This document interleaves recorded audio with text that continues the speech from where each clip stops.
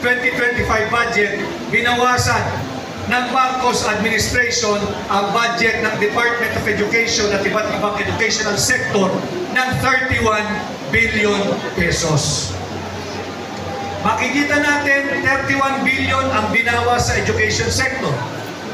74 billion ang binawas sa PhilHealth, kaya binigyan ng zero budget ang PhilHealth. I-add nyo po yan. That is already around 105 billion pesos. Saan nila linagay yung 105 billion pesos na yan? Ibinigay ng gobyerno ni Bongbong Marcos sa mga tiwaling mambabatas. Paghahati-hatian ng mga senador at kongresista. At yan yung tinatawag nilang AIX o AKAP, yung personal nilang ayuda. Natanong ko doon sa isang lugar na aking nabisita, ano ba ang ibig sabihin ng AKAP? Sumagot yung isang nasa business sa audience din na katulad ninyo. Attorney Vic, ang ibig sabihin pala ng AKAP ay ang kakapal ng aming pitaka. Yan pala ang pananaw ng mga tiwaling mambabatas. Kaya gustong-gusto nila na huhumaling sila dyan sa ayuda dahil kumakapal ang kanilang pitaka.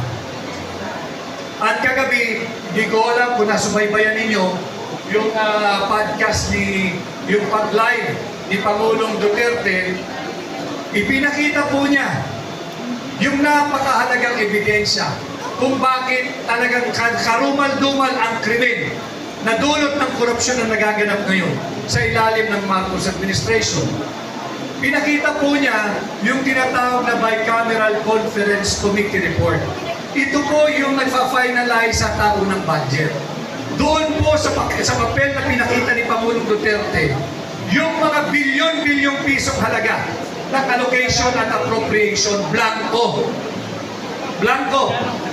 Para ho kayong binigyan ng isang checking pirmado na blanco. Pag tinanong mo, magkano ilalagay ko rito? Bahala ka. Ilagay mo, isulat mo kung magkano halaga sa iyo yan. Yan ay korupsyon. Hindi yan ang tamang pamamaraan ng budgeting.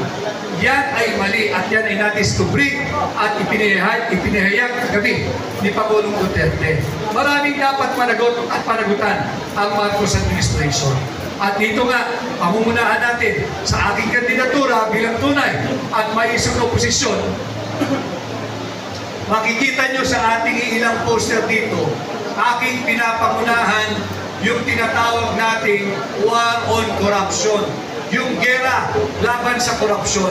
Alam ninyo, labis-labis na ang korupsyon. Bata pa tayo, karamihan dito, bata pa tayo, naririnig na natin. Grabe ang korupsyon sa gobyerno. Subalit nagkakaedad na tayo, imbis na bawasan, nagiging higit na talamak ang korupsyon sa gobyerno. Kaya nung aking tinanggap ang hamon na pamunuan ng tunay at maisip na oposisyon, aking pamumunuan ang war on corruption. At ito ay hindi lamang isang political statement. Alam ko kung paano gawin at pamunuan ang gera kontra sa korupsyon. Bilang senador ninyo, aking aamyendahan ang plunder law. Yung plunder law, yung batas sa pandarambog.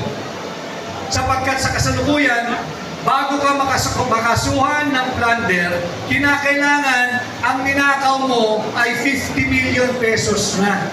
Ibig sabihin, habang ginagawa natin itong leaders forum na ito ngayong hapon, at tayo'y ninanakawan ng mga tiwaling taong gobyerno, hindi natin sila pwedeng kasuhan ng plunder hanggat hindi umaabot ng 50 million pesos ang kanilang ninanakaw. Hindi ba't malaking kalokohan yan? Samantala, ang isang maralita, pag nakapagnakaw ng isang latang sardinas lamang sa isang convenience store, diretso sa kalaboso. Ang tawag sa kanya, kriminal. Ang mga nagnanakaw ng milyong-milyong piso sa gobyerno, ang tawag sa kanila, your honor. Kinakailangan tawagin mo sila honorable. Kaya bilang senador ninyo, ibababa ko yung threshold or halaga ng plunder. From 50 million, gagawin natin itong 5 million na lamang or 1 million pesos na lamang. Sapagkat ako'y naniniwala ang pagnanakaw ay pagnanakaw kahit magkanong halaga pa yan. Dapat walang diskriminasyon yung mga magnanakaw na mambabatas sa nakapagnakaw dahil gusto lang pakainin ang nagugutom niyang mga anak ng isang latang sardinas. Bakit pag taong gobyerno, your honor or honorable ang tawag kahit nagnakaw ng milyong-milyong piso? Bakit yung nagnakaw ng isang latang sardinas? Hindi dahil siya sadyang magnanakaw, kundi dahil hindi na matiis ang iyak dahil sa gutom ng kanyang anak. Ang tawag sa kanya ay kriminal. Ito ay dapat na nating baguhin. At pag nagbago natin ito, meron na tayong bagong plunder law, aking isusulong bilang senador ninyo ang pagbabalik ng death penalty. Death penalty sa dalawang kaso, sa plunder at sa droga. Yung drogang kasasangkutan ng mga taong gobyerno at mga banyaga. Simulan muna natin yung death penalty sa plunder at sa droga. Huwag muna sa mga heinous crime na iba. Dahil baka naman maging masyadong busy yung mga tao natin sa Bilibid sa dami ng ating mabibitay ng mga magnanakaw na taong gobyerno. Unahin natin yung plunder at yung droga. Droga na siyang kasasangkutan ng mga taong gobyerno at ng mga banyaga. Yung mga foreigners, yung mga dayuhan. Yan dapat, pag yan nakisali sa droga, dapat ang kaparusahan ay bitay.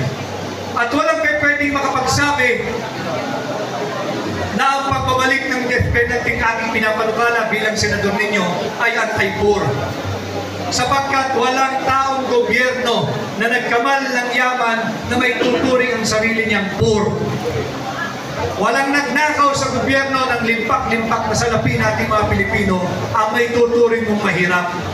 Habang ang araw-araw ng mga manggagawa sumusuong sa traffic, naghihirap, nagbabanat ng buto, kumikita lamang ng minimum wage, ay nagbabayad ng buwis. Yung mga tiwaling mambabatas sa taong gobyerno, nagpapakasasa sa buwis na ating binabayan, naninirahan sa ibang bansa, ang mga anak ay pinag-aaral sa ibang bansa. Pera niyo po iyon. Kinakailangan na nating tuldukan ang kultura ng korupsyon sa ating pamahalaan. Subalit ang lahat ng ito ay mananatiling legislative ideas ko lamang kung hindi po ninyo ako tutulungan, kung hindi po ninyo ako susuportahan. Kaya ngayong hapon, minarapat ko na naririto sa inyong ginagawang Leaders Forum upang humingi at hingin na ako'y pahiramin ninyo ng inyong mandato. Kung sakasakali ako ay pasado sa kwalifikasyon na inyong hinahanap sa magiging 12 senador pagdating ng May 12, 2025. Kaya po, alam ko na nabanggit din sa akin kanina ni Doc Ed na meron din mga open forum or question and answer tayo. I will give way to your questions o mga katanungan. Nang sa ganun ay masagot ko rin kung ano man po ang nais ninyong itanong o malaman hinggil sa aking nais gawin bilang senador ninyo pagdating ng panahon. So muli ho, ako'y nagpapasalamat sa inyong mainit na pagtanggap. Ako po ay si Attorney Vic Rodriguez, ang tunay at maisog na oposisyon. Samahan po ninyo ako sa ating mga nais gawin. Dahil pag tayo po ay nagkaisa ngayong 2025, posible ang pagbabago pag kayo ay naghatid ng bago sa Senado. Maraming salamat at magandang hapon po.